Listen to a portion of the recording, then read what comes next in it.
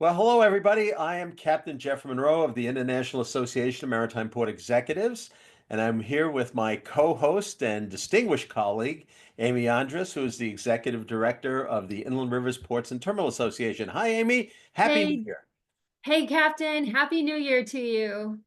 It's been an exciting year, hasn't it? And I think it's about to get a lot more exciting as we start thinking about what's happening with the new administration coming in and the old administration going out. And like always, I was a bit disappointed that the Biden administration did not take up a comprehensive transportation plan that looked at all of the aspects of roadways, runways, railways, and ports, including the inland rivers. So it's been kind of an interesting 4 years, and now we've got the next session to look forward to. So where do you think the big change is going to be, Amy? Well, certainly, I think it's very exciting. So we're joining our listeners, episode one, season three, episode one of Doc Talk. We're actually joining you the day after what Yeah, the inauguration. day after inauguration. So it's so very exciting. When we talk about the new administration, I'm calling it the new but returning administration, right? So yes, we've just gotten done with 4 years under President Joe Biden. We're leading into 4 more years under President Donald Trump. We've had a little bit of a sneak peek of what this next 4 years is going to be. So I'm excited to jump into all of it with you. Yeah, I think it is going to be interesting. And despite the fact that I'm not necessarily sure we're going to be taking over Greenland or the Panama Canal, right? I think the reality is the things that tend to we get focused on in our industry and stuff like that. And I think probably the biggest thing is going to be the grant funding and what's going to happen with all that. There's a big kick for obviously reducing the deficit and everything like that. And I think ultimately there's a lot of stuff on the table right now. Absolutely. And we want to take a look at some of the successes under Biden. We don't want to just skip right past that, right? So we had the infrastructure, the IIJA, the Investment Infrastructure Jobs Act, the BIL, and more. Those just $1 trillion worth of infrastructure investments, right? And so under the Biden administration, that was a huge success. Congratulations, Joe Biden, on that. In regards to that, here we are in 2025. We have 2 more years of that spending from those bills. So in 2025 and 2026, there's billions of dollars coming out. Notice of funding opportunities are being released as we speak. We've already seen the Port Infrastructure Development Program notice of funding opportunity be released. And so we're so excited to see at least 2 more years of infrastructure investment that we know of, right? We hope that President Trump will pass some type of infrastructure bill himself, also investing into our ports, our bridges, our roadways, and rail infrastructure as well. But again, I just wanted to kind of hit on that is definitely one of the successes that we saw from Biden that we would love to encourage our new yet returning administration to look at as well. I think there was a great advantage that 20% of the PDIP was dedicated toward the smaller ports, and I know a lot of them took advantage of that, and it was much needed money for investment and everything. And I think my biggest disappointment, which has been my disappointment, not only with the last administration, but when President Trump was there beforehand, and before him, Obama and Clinton and Reagan and all the rest of them all the way back was, the last time we had a comprehensive transportation policy in this country was when Harry Truman was president, which I know, you weren't even born I yet. don't remember those days. But, the fact of the matter is that, even with all of the issues we faced during COVID, and all the task forces and the committees that got put together, nothing really changed. So let's hit on some of the funding levels, the infrastructure spending levels. Primarily, the federal agency spending levels have been successful with the Army Corps of Engineers, the U.S. Coast Guard, Department of Transportation, etc. And we want to see that continue. I am encouraged by this new yet returning administration that they will continue the focus and the priority on federal agency spending for overall national infrastructure health, right? I will say I am a bit concerned where the emphasis on the value of private-public partnerships during the first 4 years of the President Trump administration was great. I am a little concerned that we're going to go back to a heavier, if not the same, but heavier emphasis on private-public partnerships.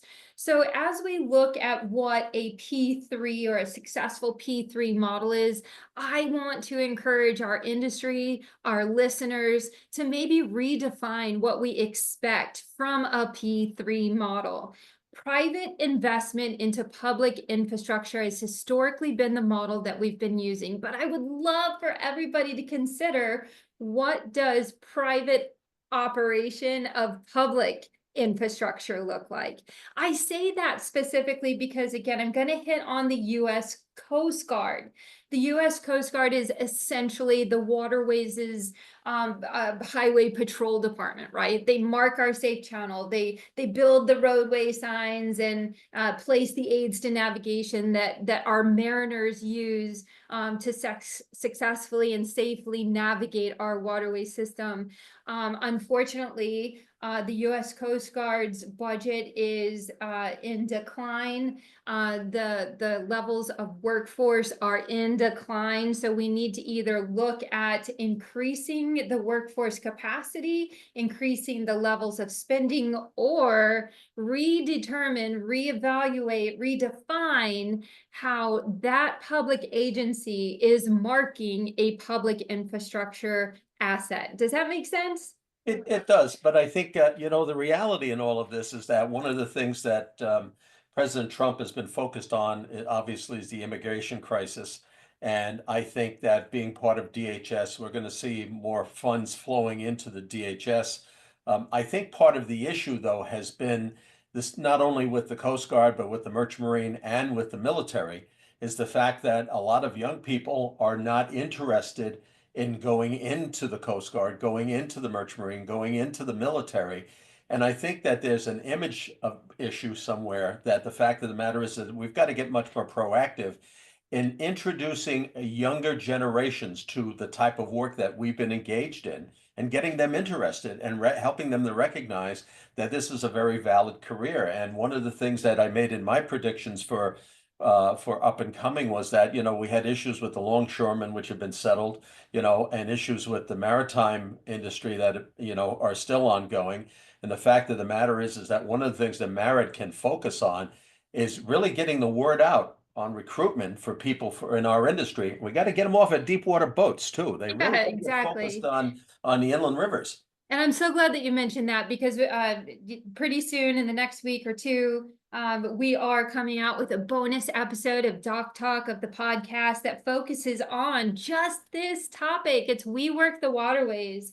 Inland Rivers Ports and Terminals has a We Work the Waterways program, an outreach program, 501c3 organization that is doing just this. It's getting out into the high schools, and it's trying to attract the high school students into the maritime industry, including the U.S. Coast Guard. And here in a couple of weeks, one of our programs is doing the New Orleans Maritime Academy, the NOMA Academy, to help recruit some of these students into the U.S. Coast Guard. So yes, you're absolutely right. We have a recruiting issue and we have a retention issue, but the fact is that there is an issue. And what we're facing right now is that the U.S. Coast Guard is actually slated to remove assets, aids to navigations, personnel, and assets on some of our river systems in March. So this is happening. If you didn't know, this is happening in March. And so we don't have time to get out there before March and start recruiting and get some of the personnel that they need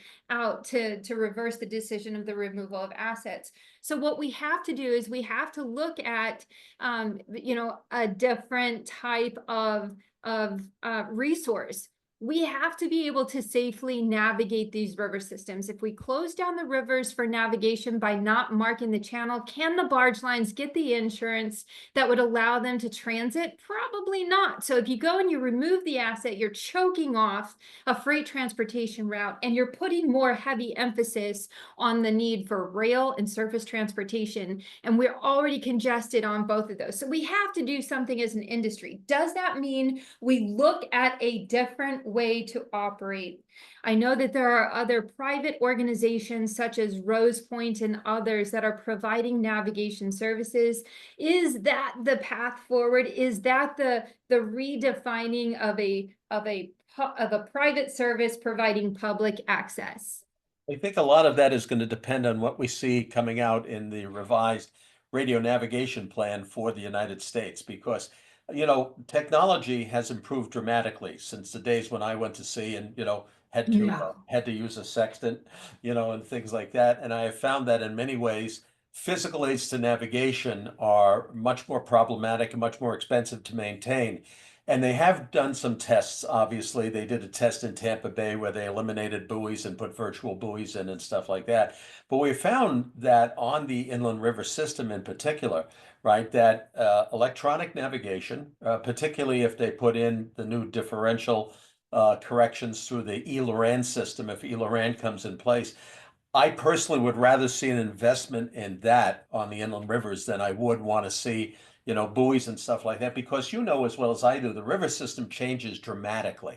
All right. And the best way to do it is to have means of monitoring what's happening with the system and then putting that into a database that can be readily accessed by the people who are navigating the vessels. And That's exactly right. Readily accessed, right? So you have your Army Corps of Engineers who determines the sailing line, but if they don't communicate in real time what that safe sailing line is, you run the risk of running aground, and you're perhaps even maybe running the risk of a spill, right? So if you have a barge line that's moving some crude oil, and you're depending on a sailing line that is a printed document that was maybe produced months ago before a spring flood season happened, that is no longer the sailing line, that's a problem. We have to have the ability to communicate in real time what these safe sailing lines are.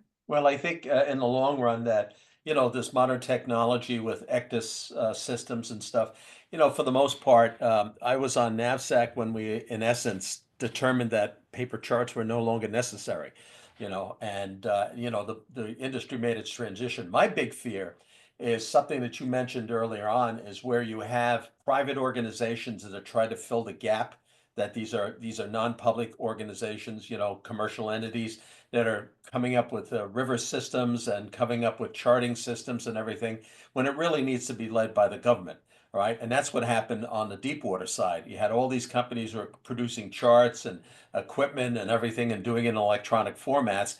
And then the ECDIS, international ECDIS system got approved, right? And then all of a sudden, all these companies went out of business, right? And everybody had to convert their systems over.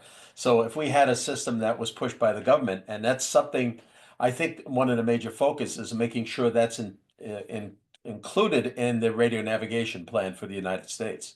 So I'm going to push back on that just a bit, because I hear you, and to the utmost extent that I can, I agree with you that this should be a federal responsibility to provide the public service to public infrastructure. However, if they can't, or if they're mismanaging the funds, don't have the capability or cannot provide the service, that doesn't mean that the asset should be shut down and removed and no longer available.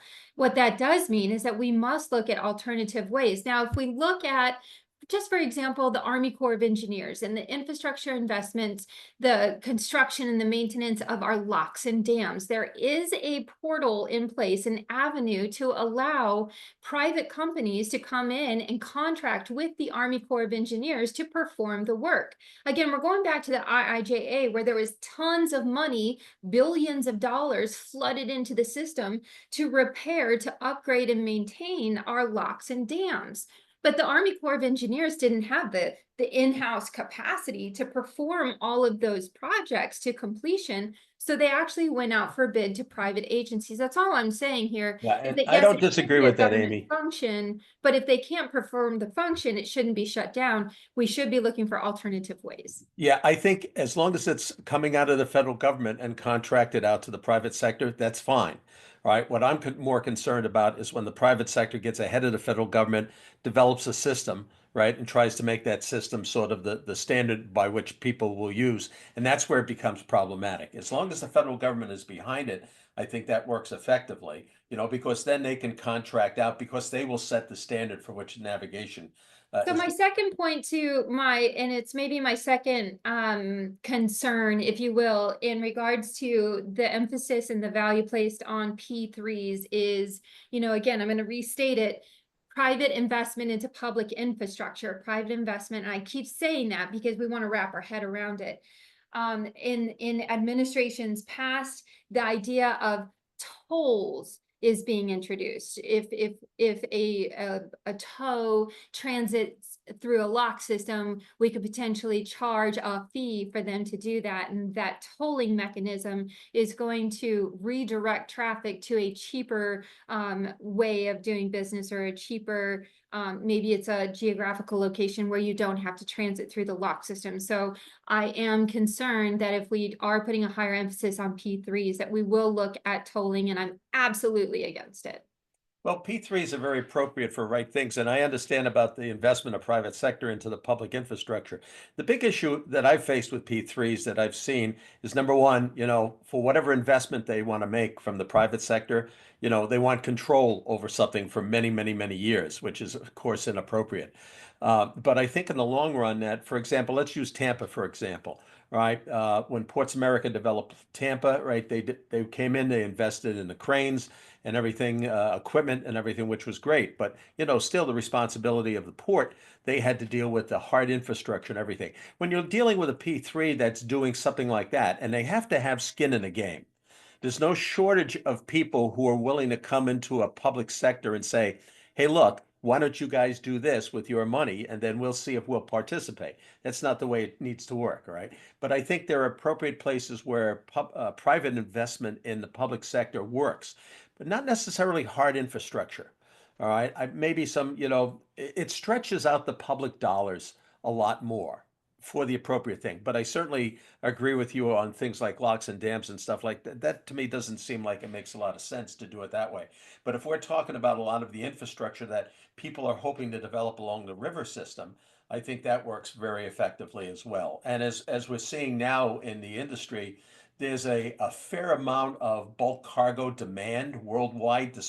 And one of the things that I keep thinking about here is despite all the pronunciations that are being made by the new administration coming in and stuff like that. The reality, I think, it's going to be more driven by what's happening with global economies.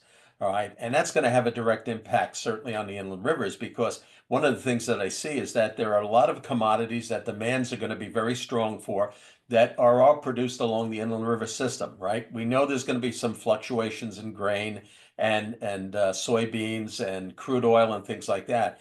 But your system remains relatively strong in the export market. So I was just going to ask you, which commodities, take your crystal ball out and tell me which commodities are going to be on the rise for export? What are we increasing our exports in? Well, certainly sorghum, because I discovered that we're one of the largest producers of sorghum in the world, right? And the biggest consumer of sorghum is China, right? So that's not going to be necessarily affected. Crude oil, we recognize that we're producing a huge amount of crude oil, and the big issue with crude oil is that we can't refine our own crude oil in many cases, right? Everybody talks about energy independence in the United States. Right. Well, yeah, we produce a huge amount of oil and gas, and that's going to continue, particularly under this new administration. In fact, I'm anticipating it's going to increase. But until the regulations are changed that allow people and companies to come in, redevelop their refineries to accommodate, the lighter fracking oil and the gas and everything that's produced, right? We're going to continue to export as much as we're importing because we're bringing in a lot of oil from other parts of the world that's heavier crude, right? That's sour crude, right? In essence, we can refine that very effectively. But if we're going to rebuild our infrastructure, if we're going to rebuild our refineries to accommodate our own oil, right? Well, now that triggers all these new regulations, which I'm also hopeful about too, because I'm hoping the next administration will lighten up on that a little bit, particularly, when it comes to dealing with your infrastructure, on the locks and dams and stuff. Look how long it takes to just get through a permitting process, and it's very problematic. I also think we're gonna see an increase in the amount of coal going out again, right? I think that's going to be back on the table, particularly the metallurgical coal, for production of steel and everything, which a lot of it's been going to South America. I think we're going to have a proliferation of empties, which are going to give all your folks an opportunity to repack containers and everything with agricultural cargoes, right? And the thing that I've seen that despite what's been happening in the Red Sea, the container freight rates have stabilized. They're kicking right now. The worldwide rate is less than $4,000, and it's been that way for a multitude of weeks. So I think that's going to continue as well. So I see a lot of those type of commodities, agri-cargoes, natural minerals, oils, and certainly soybeans and things like that. I think it's going to remain steady, if not get stronger. Not by leaps All, and bounds, but it will get stronger. all commodities that the inland river system is just well suited to transport for them. So I'm glad to hear you say that. Absolutely. And of course, I've never been wrong before. Nice. I want to hit on tariffs, and I gotta lean completely on you for this. There's a lot of conversation and concern right now about the proposed tariffs with this new slash returning administration. What are your thoughts? Well, tariffs are kind of like the old thing when your father used to say to you, if you do that, I'm coming down there and spanking you, right? And how many times did we really get spanked? The whole aspect of tariffs, it's a very good ploy in the aspect of getting people to pay attention to it. But ultimately it costs the consumer a lot more because those tariff fees that are applied to that operation, right, or whatever cargo is being imported and stuff like that is eventually going to get passed to the consumer. So I don't necessarily think tariffs are a good thing. They are in maybe some cases. Tariffs benefit very specific industries. All right. So, for example, a number of years ago, they put tariffs on washing machines.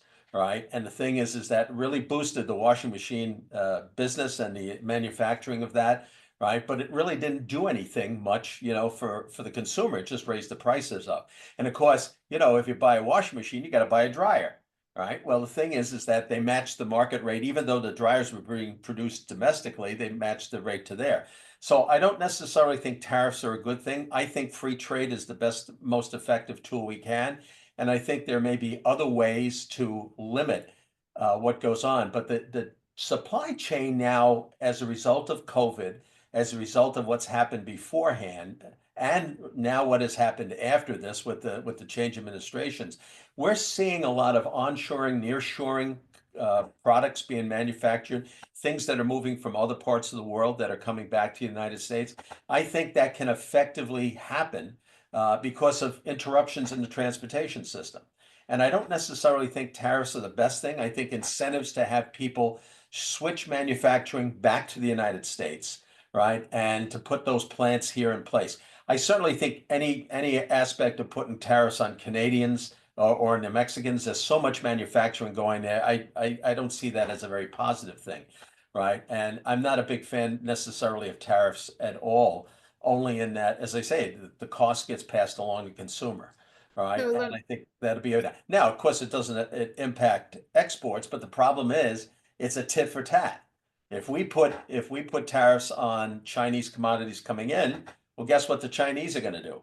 Right? The exact same things, which will make it more expensive for their people, right? But it'll also deaden the demand for our own products, and that's something that we have to be cautious of. So, it's a type of tool that politicians can use to say, if you don't do this, we're going to do that. But I'm hoping they don't. So the real reason that he wanted to do the tariffs or implement tariffs is what? What is fundamentally to shift manufacturing back to the United States, right? Make us less dependent on other countries, which I think in many cases is appropriate. All right. A lot of our, medicines come in from China and places like that. And there are quality control issues, and of course technology that comes in as well. So I think the reality in all of this is that if we can manufacture those materials here more effectively in the United States, and of course the first thing everybody says, well, if you manufacture in the United States, you're going to be paying more salaries, so that's going to make the cost higher. Well, take the cheaper commodity that's made overseas and then add all of the transportation costs to it, and guess what? You're in the same place again. So it's really the market that dictates the final cost of what it is. You know, I'd love to see more manufacturing in the United States, but I think it needs to be done through incentives that the states can put in place better than the federal government in most cases. And I think, tariffs always make everybody nervous, right? But my prediction here is that he's not going to be swinging that stick too hard. I think I'm hoping it's more threat than it is actuality. Now, could the argument be made, though, that the increased cost to the consumer due to the tariffs maybe is a wash as compared to the cost of rising prices due to the inflation under the current policies and regulations? Well, you have to remember that inflation has come down and it'll go back up and it'll come back down and go back up, come back down. I think that the whole aspect of tariffs is that it's a popular political ploy to encourage support at the political level because it says, well, by putting tariffs in place, it's going to create more jobs domestically. Well, the fact of the matter is that we don't have the capacity that we really need to step up to the plate. It'll take years to get there. All right. So tariffs may, in the short run, have an impact, but it's not going to have an impact by replacing domestic production with international production. So we don't have the capacity currently, but especially for all of our listeners, I would be remiss if I didn't say it. There are hundreds of public ports along the inland river system on all rivers in all geographical areas of the country that have hundreds and thousands of acres of green space, totally welcoming you to build your new facility at their location, and Inland River Ports and Terminals would be just so pleased and tickled to put you in touch with them. So definitely hope that manufacturing does come back to the United States, and we've got just the spot for you.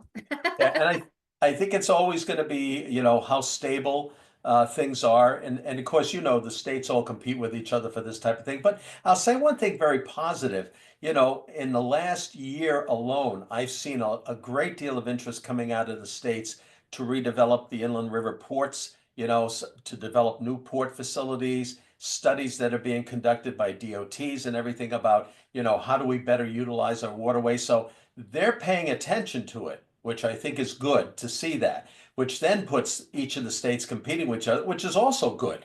All right, that they're competing with them and they're putting incentives on the table for manufacturing. It just is such a long lead time to get manufacturing done. Look how long it took them, Toyota to put their plants in, and Hyundai to put their plants in and everything. It takes a long time to get it built, get it permitted, get it, change the whole logistical chain and everything like that.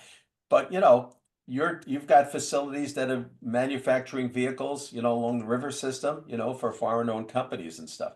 I think the bigger battle is going to be over foreign interest buying into U.S. manufacturers. So, for example, the steel industry in Japan looking to buy U.S. steel and everything like that, which President Biden nixed. And he nixed it because he says, we're concerned about too much foreign investment coming into U.S. manufacturing. So, but that's part of the world economy, and the reality in all of this is that, the one place everybody fears is China. All right. And Chinese have bought up a lot of property in the United States and everything around the world as well. But I don't think we need to be, xenophobic when it comes to foreign companies investing in our operations in the United States. We have enough controls in place. My thing is, how many new jobs can we create? The world cannot live on a world full of baristas. All right. As much as I admire baristas and love my coffee, the service industry is not the core of what a strong economy is going to look like in the future. So I want to go back to this new yet returning administration, and I'm going to say towards Yeah, the end. I gotta ask you, returning administration. I assume you're talking about the bureaucratic agencies. No, I'm talking about President Trump. I mean, it's a new administration, but he's returning. Oh, okay. I see what you mean. So, all right. He had his apprenticeship back, 4 years ago, and now he's moving into the next one. Absolutely. I think, Absolutely. So I want to hit on that. And I want to say towards the end of his first administration, he started by executive order, he established a water advisory kind of council committee thing where, he was putting in place the foundation and the resources and the experts to provide to him the advice needed for all things water resource related. So I do hope that that comes back. I know that you and I have spoken in the past when times of disaster do strike, call it a high flood, call it a hurricane. Remember back in Puerto Rico, when the devastating hurricane hit Puerto Rico, and FEMA was coming to us as an association saying, we need to get supplies and resources on the ground to Puerto Rico. Could you put us in touch with those that can do it? Well, remember, I want to say it was the terminal operator in Puerto Rico would not allow additional truck drivers. Once it was on the property, they wouldn't allow additional truck drivers. They had to be a part of a thing, whatever. But I'm hoping that with this new yet returning administration, he's going to start that council back up. He's going to accept the experts like yourself in the field that know the who and the how and what they need in order to get the resources. But putting that in place before the disaster hits, I think, is very important. well, let me comment on that. First of all, Senator Kelly has filed legislation which enhances the visibility of the maritime industry, and the Democratic senator, I think, and he's a graduate of Kings Point, so he understands it, but it needs to be expanded to not only look at the deep water and the blue water stuff, but also the inland river system. I think the key is going to be a strong maritime administrator who understands the industry, not somebody who's at the end of their career, right? But basically someone who can be an advocate for the maritime industry, and that has to be expanded into anything that floats on the water, right? As well as our port industry. One of the biggest disadvantages I see with our maritime schools right now is that, they train people to go to sea, to be boat operators, ship operators. Louisiana Maritime College, which is forming and pulling together and everything like that. It's about always, the deep sea. And we recognize there's a weakness there because we don't have enough people, right? But all that being said, not all of us is going to spend all of our time at sea. There comes a point when, you meet some beautiful girl, you fall in love, or you meet some guy, and if you're a woman like my daughter who went to sea, right? And all of a sudden you want to come ashore. Well, the thing is that built into the maritime education needs to be more about our operating our ports, managing our ports, our inland ports, our waterway, our blue water ports and stuff. That needs to be part of those curriculums. And that's what I think a strong maritime administrator can do, is to be an advocate, right? And so that we get less focused on runways and railways and roadways, and now all of a sudden pay attention to the maritime world. And not to say that any of our previous maritime administrators weren't focused on that, but you're right, absolutely need somebody with such a strong advocacy mechanism, somebody that understands the way that transportation moves, the routes, the rates, and the emergency response. I think we need to have somebody knowledgeable and an expert in all of those fields. And I can't think of anybody better than my dear friend, Captain Monroe, to be the next maritime I administrator. was What I can was I do to make that happen? I was just going to recommend you because I've told you many times, if you get to the seat of Washington someday, I want to be your driver. Well, I'm nominating you. Do you have President Trump's number? I need to call him because I think that you would be very well poised and an excellent expert in this field to not only promote the increased use of maritime transportation assets, but the ability to respond appropriately and the knowledge to educate our future. Well, how about if you be the assistant secretary or assistant administrator for inland river systems? I could be your right-hand girl. There you go. I like that whole concept. So It's always What nice to dream about the future. we can be dreamers, my friend. Absolutely. What do you have at the association coming up? Any events coming up? Well, we have, first of all, I'll be doing a mixed course in Tampa, which is kind of a combination of both river and international, the first week of February. And then, of course, we have our AMPE conference, and we have some excellent guest speakers that are coming and being hosted by the Port of Gulfport. And that is the third week of February. All of these are posted on the websites. Got a course in New York coming up, got a course in Baltimore coming up. We're planning another course in Jeffersonville in Indiana, or one of the ports of Indiana, for on the inland side. And the nice thing is that we've got some outstanding faculty. We had a very successful Spanish language program down in Puerto Rico, and we are now in the process of expanding the programs into Australia. All right, so we have one of our faculty members down there who's working with the Australian Maritime College. So from our standpoint, we think that there's a lot of good future. There's a whole new generation of young people like yourself, right, who are coming through the market. Oh, come The on, stretch. right? But I think the reality is that there's always going to be the demand, and I think we've continued to keep a strong focus on the inland river system and making sure that we have good, well-trained people on the inland river system. And I see some mobility, there are jobs rolling over, different people going to different places and everything. And whatever we can do to prepare people for that. We're the only ones that do it in the world, as you know. Yeah. And I do think that we are kind of settling into this year's round of professionals, right? We usually see that kind of shift in professionals going from one place to another in the late fall, early December, in winter time. But here we are, they're settled in, they're pretty much fixed for a good 6, 9 months, hopefully for a long, long time. But at IRPT, we have our spring 2025 round of basin meetings coming up again. We have members all around the nation, and we divide them based on the river they work on, and we call that their basin. So each year we gather all of the members of that particular basin to just kind of discuss some of the challenges that are happening in the basin. Maybe it's river management services, maybe it's, how do we market our segment of the river system? So we're getting ready to host all of those spring basin meetings.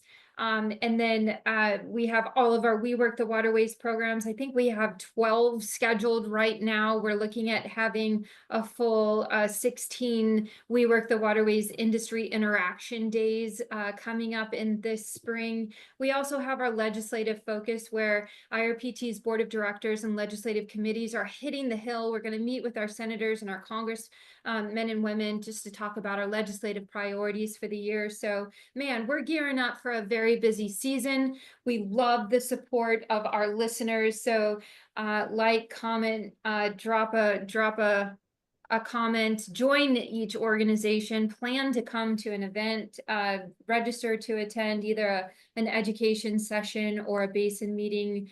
Be involved, be engaged, tell your story. And we thank you all so much for listening to our predictions, our pros and cons of the past and the future, and look forward to the next few years. Well, I'm looking forward to you and I having a good sit down with the Don Good in the Oval Dawn. Office, and just putting him on the right track. Sounds good. Thank you, my friend. All right, and thank you. Always a pleasure, and I always enjoy these programs. And I know we've got a pretty active year planned and stuff like that for new podcasts, and so we'll be working hard to try to get a lot of good information out to the industry. Thank you. All right, so from Amy and I, all the very best. Happy New Year to everybody, and we hope it's a very successful and fruitful new year for everybody. Thank you, Amy. Thank you, sir.